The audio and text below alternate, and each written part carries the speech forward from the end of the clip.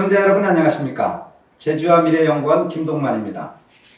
제주와 미래연구원과 한라일보의 공동기업으로 제주의 정책 현안을 점검하고 시민들의 제안 정책을 토론하는 작은 변화, 제주를 바꾸다 시간입니다. 지난 2월 제주도민들의 염원이었던 제주 4.3 특별법 개정안이 국회를 통과했습니다. 특별법이 제정된 지 22년 만에 얻은 쾌거입니다. 그 안에는 진실규명과 명예회복은 물론 처음으로 위자료 지급에 대한 내용도 담겨 있습니다. 억울하게 희생당한 국민에 대해 국가가 책임지는 모습을 보여줌으로써 향후 다른 과거사 문제 해결에도 모범이 될 것으로 평가받고 있습니다. 그러나 분명 아쉬운 부분도 남아있습니다. 오늘은 앞서 통과된 제주 4.3 특별법 개정안의 성과와 의의를 짚어보고 앞으로 어떤 과제들이 남아있는지 살펴보도록 하겠습니다. 토론자 두 분 모셨습니다. 먼저 제주 4.3 특별법 개정에 앞장서신 오영훈 국회의원님 나오셨습니다. 네, 안녕하십니까. 네. 이어서 양조훈 제주 4.3 평화재단 이사장님 나오셨습니다. 안녕하십니까. 안녕하십니까. 네. 먼저 양조훈 이사장님. 네. 지금 추념식 준비로 바쁘실 텐데요. 특히 이제 코로나 전국이어서 신경 쓰실 일도 많으실 것 같습니다. 아무튼 특별법 개정으로 올해 추념식이 의미 있는 추념식이 될 텐데 어떻게 준비하고 계십니까? 안내 좀 해주시죠. 네, 코로나로 인해서 그 엄중한 상황인데도 그 어려웠던 4.3 특별법 전부 개정이 통과된 직후에 열리는 그 추념식이어서 그 어릴 때보다도 의미가 있다고 생각을 합니다. 그래서 이번 추념식 수료본도 동박꽃이 활짝 피어수다 이렇게 이제 정의했습니다. 문재인 대통령은 4.3 70주년 그러니까 2018년에 오셨고 그 다음 2020년 그래서 경년 2년에 한 번씩 오겠다 이렇게 약속을 한 바가 있습니다. 그런데 이번에 우리 그 추념식은 특별법 개정이라는 특별한 시기이기 때문에 우리 오영훈 의원을 비롯해 여러분들이 이번 그 추념식에 좀 오시면 좋겠다 이렇게 건의를 하고 있습니다. 그래서 저도 대통령이 직접 참석하셔서 특히 그 식장에서 4.3 특별법 전부 개정안에 대한 서명식이 진행됐으면 얼마나 좋을까 이런 생각을 하고 있고요. 다만 이 코로나 상황이다 보니까 추념식 참석 범위가 한 150명 정도. 특히 그 65세 이상 되는 유족들이 참석할 수 없어서 그 매우 아쉬움이 있습니다. 네. 아이고 안타깝습니다. 자, 의원님은 국가 추념식 참석하시죠? 아직 결정된 바 없습니다. 아, 그렇습니까? 네, 방역 지침을 준수해야 되기 때문에 여러 가지 상황들을 고려해서 방역 당국과 행사 관련 주체 의견을 최종적으로 조율하면서 결정해야 될 것 같습니다. 예. 아무튼 그래도 그 4.3 특별법이 개정돼서 네. 마음이 한결 가볍겠습니다. 네, 얼굴이 밝아졌다는 표현을 많이 갖고 있습니다. 네. 그래도 이제 법무부와 기재부 네. 또 여야 의원들 합의 이끌어내서 네. 굉장히 고생 많이 하셨는데 네. 이번 특별법 개정에 대한 소감 네. 어떤 의미가 있는지 좀 말씀 좀 해주시겠어요? 글쎄요, 저로서는 가족 중에도 유족의 한 사람으로서 느끼는 감회가 좀 남다르고요. 저희 대학교 생회장 시절부터 사람특별법, 사람 진상규명 개정을 위해 앞장서왔던 이런 측면이 있기 때문에 매우 의미 있는 일이라고 볼 수 있습니다. 특히 4.3의 완전한 해결이 시작되었다는 그런 큰 의미를 부여해 주고 싶고요.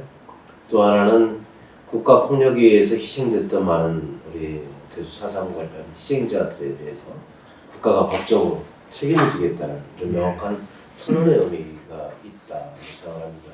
그래서 저 또한 대한민국 국민의 한 사람으로서 존중받고 있다는 이런 또 인식을 심어준 계기가 아니었나 싶습니다. 예, 국가가 법적으로 책임을 지겠다는 말씀하셨는데 양조훈 이사장님도 고생 많으셨습니다. 사실 이 특별법 개정은 국회의원들뿐만 아니라 전국의 많은 분들 그리고 시민단체 그리고 여러 기관들에서 이제 많이 노력을 해주셨는데 그러한 측면에서 이사장님 그 어떤 의미가 있고 또 그 특별법 개정에 대한 그 노력들 어떤 노력들이 있었는지 좀 말씀해 주시겠습니까? 그 2000년에 우리가 4.3 특별법이 처음 통과할 때 그 당시 법조문이 달랑 11개 조문이었어요. 네. 근데 이번에 개정 법률은 31개 조문이고 부칙 5조까지 합치면 모두 이제 36개 조문이 되는 이제 특별법이 되는 거죠. 이제 한마디로 이렇게 보면 어쩌면 새로운 법률이 탄생하거나 다름없다 이렇게 말해도 지나침이 없을 겁니다. 전국적으로 많은 분들이 도와주셨고요. 제주도내에서도 기관, 정당, 시민사회단체 124개 단체가 똘똘 뭉쳐서 특별법 쟁취를 위한 공동행동 이런 모임들의 활동이 이제 활발히 진행이 됐고요. 저는 하여튼 이 4.3 운동을 한 32년 동안 하면서 가끔 이제 느끼는 것이 사람이 할 수 없는 일들을 뭔가 보이지 않는 손이 도와주고 있다. 영적인 도움이 있다. 이런 느낌을 받을 때가 많습니다. 예를 들어서 이번에 수영인 특별 제시가 매우 어려운 것이었거든요. 근데 그 수영인 명부를 발굴한 추미애 의원이 그 당시 법무장관에 계셨기 때문에 그 문제를 푸는데 좀 획기적인 도움이 됐다 이렇게 생각을 하고요. 배우상 문제 기재부가 결사반대했습니다. 그런데 그 당시 그 민주당 이낙연 대표가 주도적으로 그 당정청 회의에서 그걸 심의를 풀어서 하나의 고비를 열었고 또 한편으로는 이런 법률이 뭐 민주당입니다 이렇게 독단으로 가는 것이 아니고 여야 이렇게 합의에 의해서 이게 통과됐다는 것이 매우 소중하다 느끼고 그런 야당을 설득하는데 원희룡 도지사의 역할도 일정하게 이제 주의했다 이렇게 보고요. 결국 이런 노력들이 결합이 되면서 4.3 특별법 개정안이 기적처럼 국회를 통과한 것이 아닌가 이렇게 생각합니다. 모두가 하나 되어서 특별법 개정에 노력해 주었다라는 말씀하셨는데 우영훈 의원님 최근 그 수영인 재심에서 무죄 판결이 잇따라 나오고 있습니다. 그런데 무죄 판결을 받기까지는 굉장히 어려운 과정도 없지 않아 있었습니다. 특별법 개정으로 인해서 이제 앞으로 이런 그 수영인 관련 재판들 좀 편한 상황들이 좀 많이 달라지게 되는 거죠. 어떤 내용이 지금은 수영인 재판과 관련해서 크게 군사 재판과 관련된 재심, 그다음에 이제 일반 재판과 관련된 재심이 진행이 돼서 대한민국 사법부 역사상 처음으로 이제 무죄 판결이 나오고 그다음에 이제 다른 손해배상 소송도 진행돼서 승소하게 되는 상황도 나오고 있는데요. 현재의 법률에 의하면은 군사원법이라든가 이제 형사소송법이라든가 이 법률의 테두리를 벗어날 수 없는 한계를 갖게 되는 겁니다. 즉 재심을 청구할 수 있는 청구권자는 유족이거나 직계종부족 밖에 되지 않는 거거든요. 그리고 그 당시 재판부에서 해야 되는 부분들이 있었는데 이제는 유족이 아니더라도 그러니까 유족이 없는 경우가 있지 않습니까? 행방부에서 이런 부분에 대해서는 직권재심을 통해서 중앙위원회가 일관해서 법무부 장관에게 재심을 권고하게 되는 그런 절차를 제도적으로 마련했다는 게 대단히 큰 의미다라고 생각합니다. 그래서 군사재판과 관련해서는 직권재심 절차를 통해서 명예의 보호를 이룰 수 있는 제도적 근거가 마련됐다. 상당히 큰 의미고 두 번째는 일반 재판과 관련해서도 이제 특별재심 절차를 두어서 보다 용이하게 재심 청구를 할 수 있도록 그런 제도적 준비가 되어 있다. 그렇기 때문에 지금까지는 또 다른 양상을 즉 개별적으로 소송이 진행됐던 재판이 진행됐다고 보면 이제는 일괄해서 진행될 수 있는 조건이 만들어졌고 특히 군사재판인 경우에는 전체가 다 일괄적으로 재심 청구가 진행될 수 있는 그런 상황이 되면 그걸 제2지방법원에서 관할해서 하게 됩니다. 이 특별법 개정이 굉장히 모범적인 우리나라에서 모범적인 사례가 될 텐데요. 양조원 이사장님, 아직 진상규명조차 되지 않은 과거사 문제들이 우리나라에 많습니다. 이 특별법 개정으로 인해서 우리가 이제 다른 과거사 문제들에 대한 영향도 클 텐데 어떻습니까?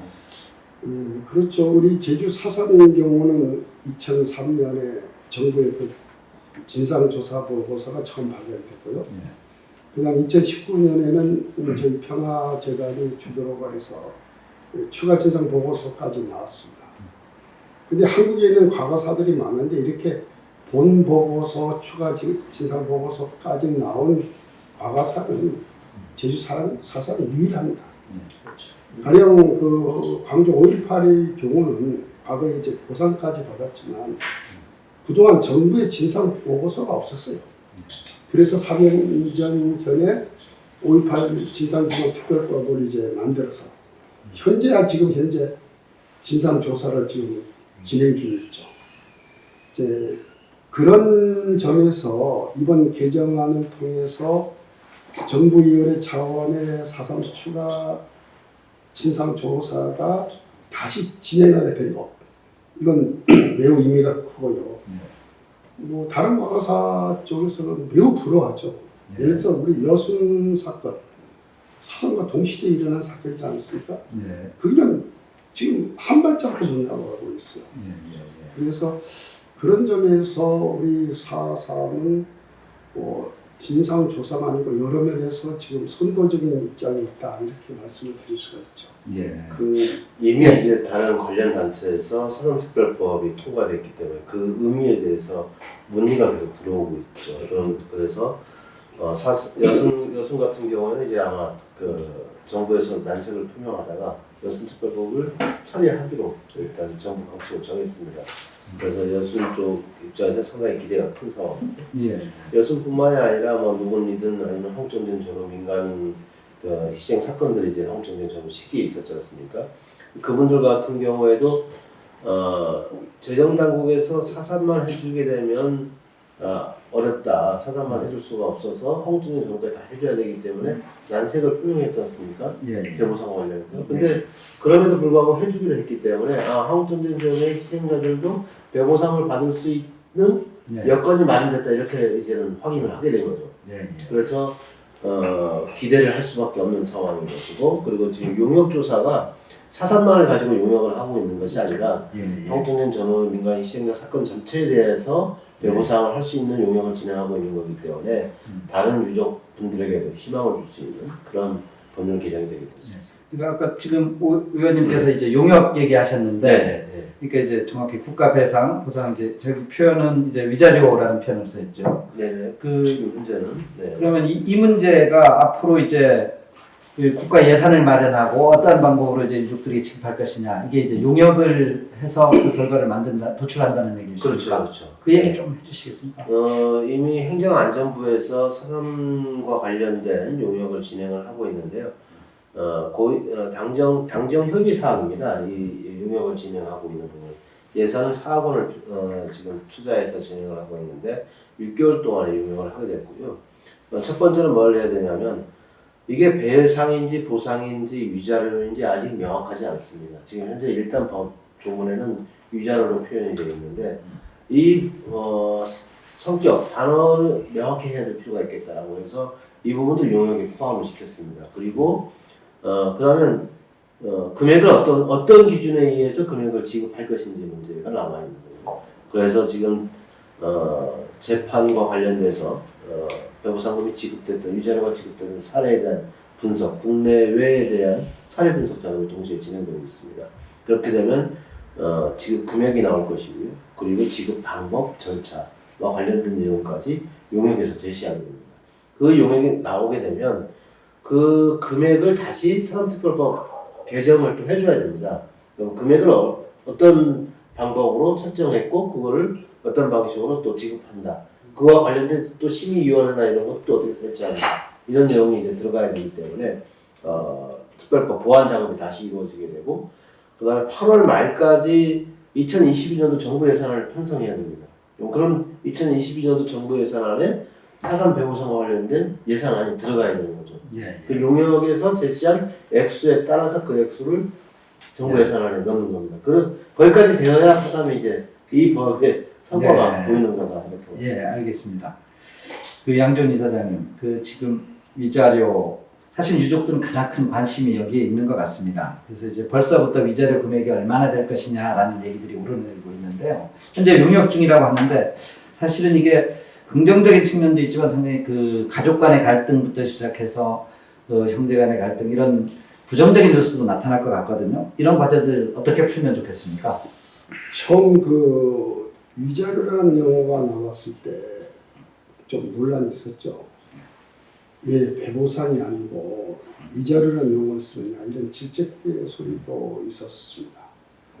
그런데 이제 위자료라는 용어가 결국 배상의 일종이다 이런 해석도 지금 현재 나오고 있는데 실질적으로 그 문재인 대통령께서 국무회의에서 4.3 특별법 개정안을 언급해서 뭐라고 표현했냐면 배상과 보상 근거를 마련했다는 점에서 뜻깊은 진전이다 이런 표현을 썼어요. 대통령께서. 그리고 지금 행안부가 지금 발주 중인 용역 제목도 과거사 배보상 기준 제도화에 대한 연구예요.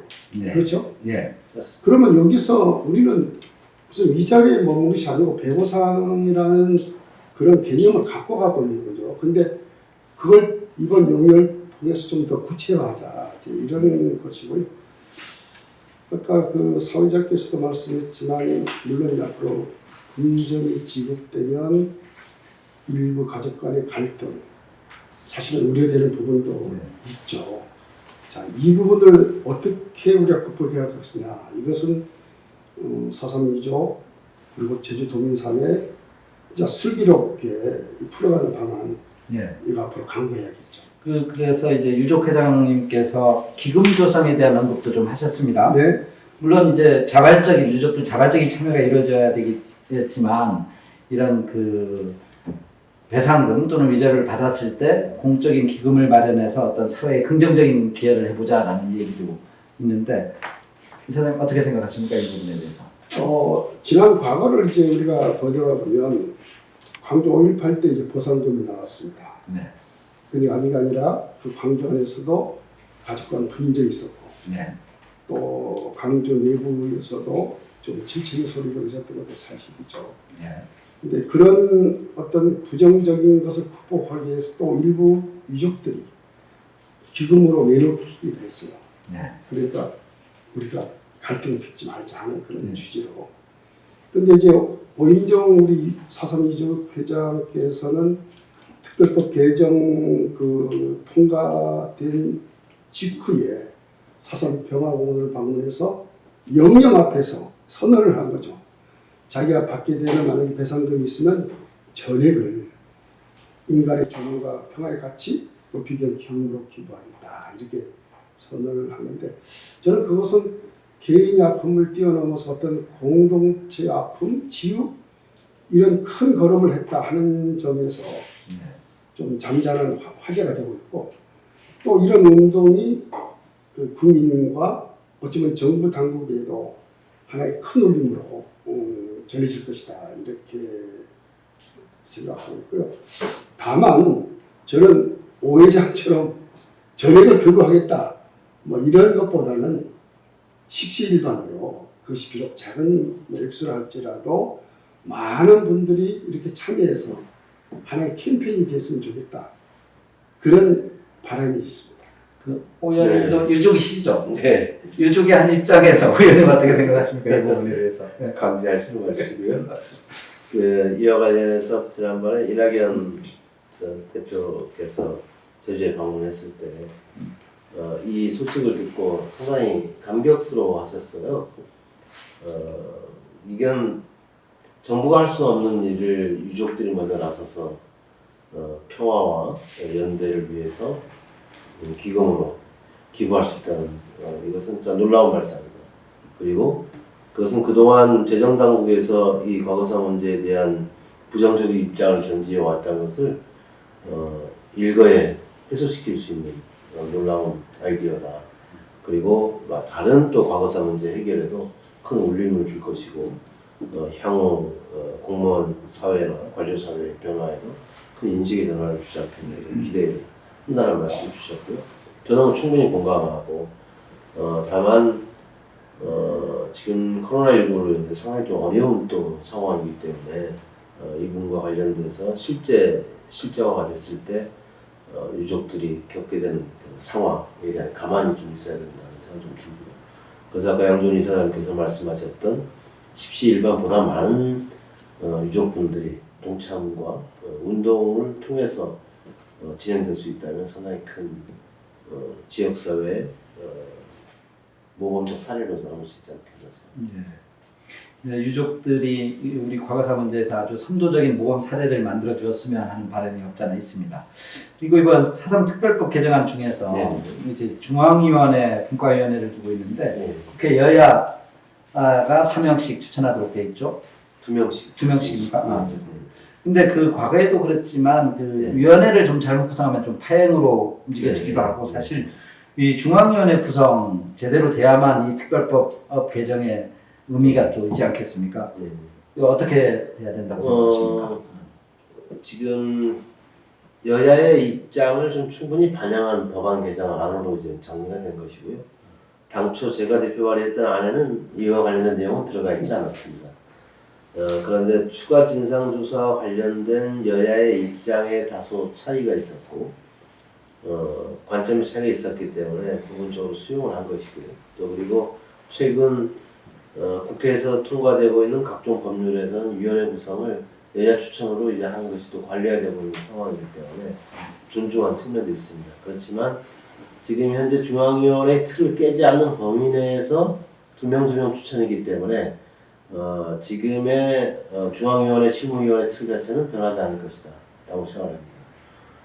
다만 위원회 운영에 있어서 객관성을 더욱더 확보하기 위한 그런 조치로서 이루어졌다고 생각을 하고요. 큰 어려움은 없지 않을까 싶습니다. 예. 양조기 사장님, 이제 추가 진상 규명도 중요한 과제인데요. 평화재단에서는 어떻게 준비하고 계십니까?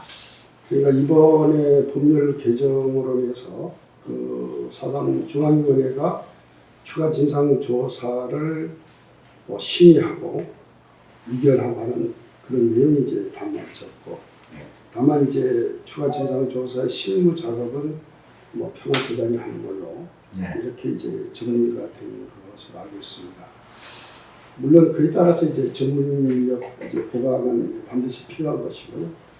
그래서 제가 엊그제 지금 현재 그 진상 조사를 하고 있는 그 5.18 진상규명위원회 또 진실과 화해위원회 이 기관을 제가 방문해서 위원장들 나가고 조직 운영 실태, 애로점 이런 것들을 제가 점검하고 이제 얘기한 적이 있습니다.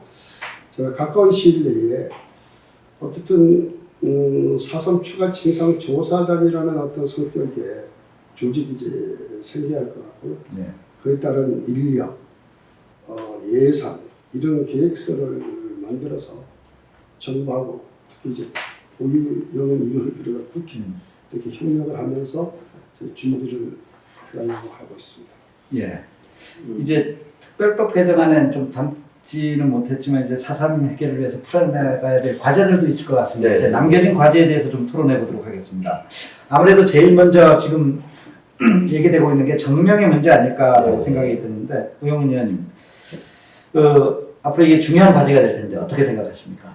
일단 정명의 문제 때문에 우리가 논의에 집중했던 게 추가 진상조사 부분이었습니다. 그것을 어떤 방식으로 진행하는 것이 가장 효과적으로 또 정명을 도출해낼 수 있을 것인가에 집중해서 했던 것인데 다행히 이제 추가 진상조사 관련된 중앙위원회 의결 기능과 위상이 좀 더 명확해졌다라는 데 상당히 큰 의미가 있고요. 물론 서남평화재단이 중심이 돼서 진상조사를 하게 되지만 그 내용을 국가 차원에서 인정하는 그런 위상을 확보했다는 것 자체가 상당히 큰 의미입니다. 그렇다고 한다면 지난 평화재단에서 지난 시기에 진행했던 추가 진상조사 보고서, 그 다음에 미군정 관련 보고서가 1권, 2권이 나와 있죠. 그런 그 추가 진상조사단이 구성되게 되면 우선 이 기존에 발행한 보고서에 대해서 저는 한 번 더 숙독을 하고 심의를 해서 그거를 위원회 차원의 의결로 국가 차원의 보고서다 하는 위상을 확보해줘야 된다고 생각합니다.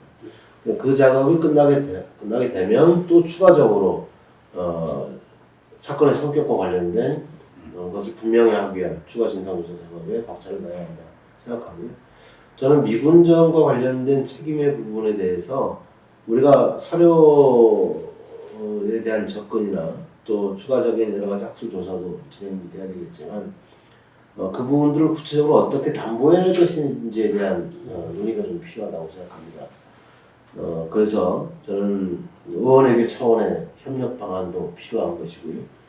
그럼 뭐 학술적 차원의 협력 방안도 있겠지만 여러 가지 차원의 다각적인 노력을 통해서 이 문제에 대한 접근이 있었으면 좋겠다는 생각을 하고 있습니다. 예.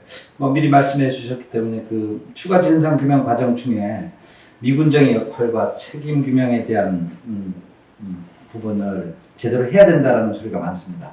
이사장님, 그 재단에서도 이 부분에 대해서 연구를 하고 있죠. 네. 저는 2000년부터 그 정부위원회의 진상조사 실무 팀장을 맡아서 그때부터 국내외 기관을 대상으로 조사한 경험이 있죠. 그런데 그때 우리나라 정부 기관, 특히 국방부라든가 육군본부, 경찰청, 보안사령부 이런 데를 전부 찾아가서 이렇게 누볐지만 자료 수집에 별 소득이 없었어요. 이제 그거는 왜 그러냐면 우리 국내 한국 기관들이 기록하는 데가 좀 부실한 데다가 예. 또 6.25 전란이라고 하는 그런 시대적 상황이 있어서 소실된 경우도 많고요. 예. 근데 그거에 비해서 저희들이 미국 기록관리청에 가서 많은 자료들을 이제 수집을 했고 그걸 갖고 이제 보고서 만드는 데 도움이 되는데 왜냐하면 제주 4.3은 미군정 시기에 발생된 사건이기 때문에 네. 이외로 미국에 이제 자료가 많은 거죠. 네. 그래서 평화재단에서는 재작년부터 미국 현지 자료 조사를 이제 재개를 했고요. 얼마 전에 그 4.3 미국 자료집 2권을 이제 발견했고 네. 앞으로 한 석 달 이내로 3개월 이내로 추가로 3권을 더 발간할 계획입니다. 네. 이제 이렇게 하면서 자료를 통해서 점점 미국의 역할 문제를 책임 문제를 접근하려고 합니다. 예. 그럼에도 불구하고 아직까지 연구 결과로만은 이제 미국의 책임과 역할이 규명하기 모자랄 텐데요. 앞으로 만약에 또 어떤 역할을 하시겠어요? 저는 그 미국의 그 책임 규명을 위해서 지금 투 트랙으로 이제 진행을 하고 있는데 하나는 4.3에 관한 미국 자료를 끊임없이 수집해서 네. 그 자료를 통해서 분석하고 그걸 통해서 미군의 역할, 책임 문제를 이제 규명하는 작업을 할 것이고요. 또 한편에는 미국 사회의 여론을 이제 환기시키기 위해서 미국 현지에서 뭐 인권 심포지엄 같은 그런 여러 가지 행사를 준비해야겠다. 네. 그래서 2019년에 저희들이 뉴욕 소재에 있는 유엔 본부에 직접 들어가서 아주 성황리에 인권 심포지엄을 했는데 그 결과 그 당시 그 UPI 통신 등 미국 언론들이 특별한 관심도 보이고 이제 보도도 해줬습니다. 그래서 올 가을에는 이 코로나가 좀 풀리면은 미국 수도 워싱턴에 가서 이제 심포지엄을 개최할 계획인데 아까 오 의원님 말씀했지만 미국의 수도를 가려면 그 의원 간의 어떤 교류 같은 것이 더 뭐랄까 보강이 된다면 더 효과적이니까 이 문제는 앞으로 꾸준히 연구하면서 추진하겠습니다. 그 시민사회단체에서도 최근 미국 바이든 정부에게 서한을 보내서 사과를 요청하기도 했습니다. 오 의원님, 네. 미국의 책임 규명 그리고 사과까지 받아내야 된다고 생각하십니까? 어떻습니까? 뭐 전적으로 동의하고요.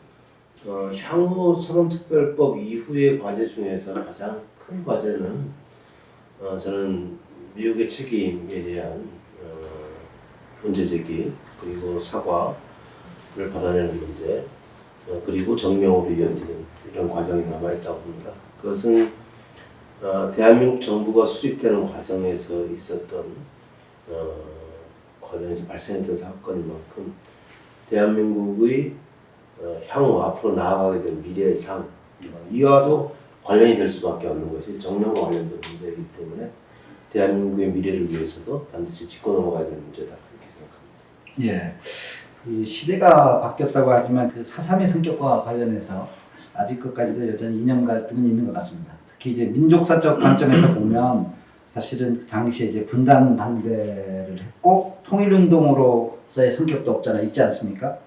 이런 측면에서 문재인 대통령께서는 분단을 넘어서 평화와 통일을 열망했다라고 4.3의 성격을 어느 정도 짚어주셨습니다. 그렇죠. 근데 이제 앞으로 우리가 이제 이념을 넘어서 4.3이 통일운동으로서의 성격 뭐 이런 위상정립도 해야 될 텐데 오영훈 의원님 이쪽에 각별히 관심 갖고 계시는 걸로 알고 있는데 어떻습니까? 당시 4.3이 발생했던 이유 중에 하나는 구호가 있었죠. 상징적인 구호가 두 가지로 기억하는데요. 통일조국 전취라는 구호가 있었고 양과자를 먹지 맙시다라는 구호가 있었던 그리고 그 당시 일제 식민지를 끝내놓고 종식시켜놓고 새로운 나라를 건설하려는 열망이 가장 높았던 지역이 제주 지역이라고 해도 과언이 아니었죠. 그렇기 때문에 더더욱 통일에 대한 문제와 4.3과는 불가분의 관계를 가질 수밖에 없는 것이고요.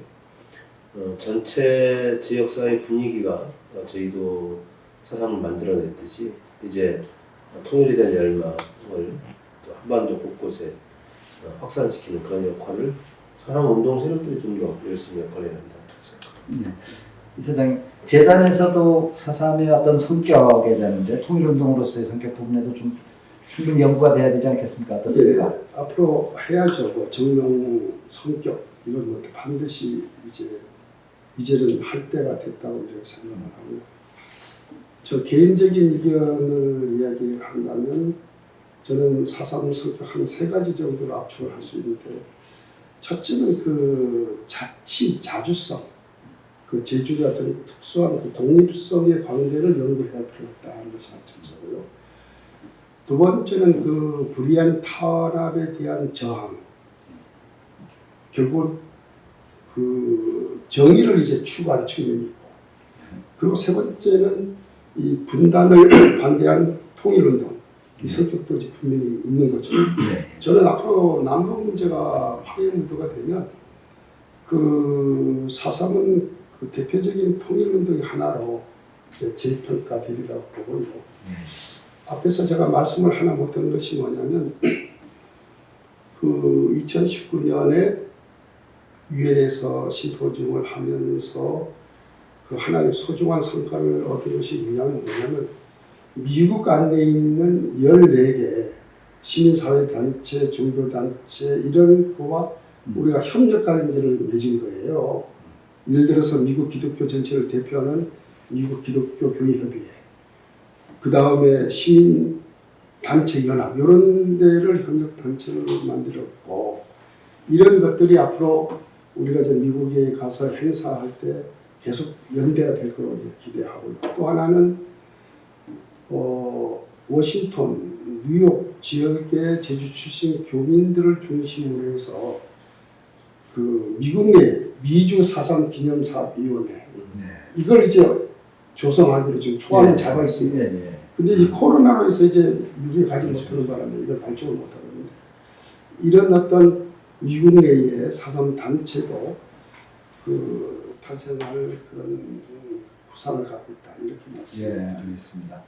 그 미국의 역할 규명과 통일운동으로서의 4.3의 성격, 추가 진상 규명에서 가장 중요하게 다뤄야 될 과제인 것 같습니다. 그렇습니다. 예. 자, 제주 4.3이 이제 더 이상 역사 왜곡이 없기를 좀 바라면서 이제는 상처와 치유, 화합과 평화 얘기 좀 진행해 보겠습니다. 그 제주 4.3 당시에 그 제주의 공동체가 많이 무너졌습니다. 최근에 이제 트라우마 센터가 이제 조성이 됐는데 이 코로나 영향도 있었지만 이제 그 거동이 불편한 생존 희생자들, 유족들 다 체감하고 있지 못하는 것 같습니다. 그 이사장님 먼저 그 거동이 불편한 분들에 대한 이제 대책 그리고 이제 제주 사회에 대한 공동체 치유도 중요한데 이런 노력 앞으로 어떻게 하실 건지 좀 얘기해 주십시오. 작년 5월부터 그 고산동산 그러니까 옛 그 세무서터에다가 4.3 트라우마 센터를 이제 설치하고 운영하고 있는데 의외로 많은 분들이 찾아오세요. 그래서 그 프로그램을 참여하고 있고 또 심지어는 그동안에 이제 갈등이 심했던 강정 마을에서도 적극적으로 연대가 돼서 우리가 직접 강정에 가서 프로그램도 진행했고 하는 이런 실적이 있고요. 그럼에도 아직도 이제 거동이 불편한 분들이 유족들이 많은데 금년에는 좀 더 저희들이 적극적으로 이 방문 상담, 그러니까 지역별로 아니면 개인별로 가서 이제 프로그램을 진행할 그런 계획을 갖고 있습니다. 저는 그 4.3을 좀 정리를 하면 물론 비록 그 제주도 땅에서 이루어진 사건이지만 이 사건의 핵심 속에는 한반도 분단과 냉전이라는 것이 깊이 지금 박혀있는 거예요. 그러니까 그걸 핵심이라 보면 이거는 세계적인 사건이라는 거죠. 그래서 지금 우리가 벌이고 있는 4.3의 진실규명, 명예회복, 기념사업, 더 나아가서 화해운동, 이번에 배보상까지 진행이 되면 나는 제주 4.3은 세계적인 과거 해결의 모델, 그것도 모범적인 모델이 되리라고 이렇게 믿고 있고, 또 그렇게 하기 위해서 우리가 그런 꿈을 갖고 이제 당면한 실탄에 풀리지 않은 것들을 하나씩 풀어가야 한다 이렇게 생각하죠.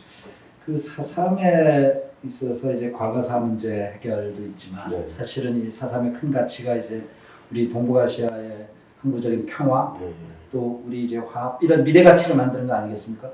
의원 마무리 발언으로 좀 이에 대한 얘기 좀 해주십시오. 어쨌든 4.3이 이제 동북아 냉전 질서 속에서 탄생했던 사건이었고 한반도 동북아 질서가 평화적인 체제로 가기 위해서 그 씨앗을 제거하는 것은 중요하다고 봅니다. 그런 점에 있어서 4.3의 발발 원인과 성격에 대한 명확한 규명이 동북아 평화를 위한 큰 출발점이 될 것이다 이렇게 생각을 합니다. 그리고 언제나 제주 4.3은 과거사 문제를 견인해 왔습니다.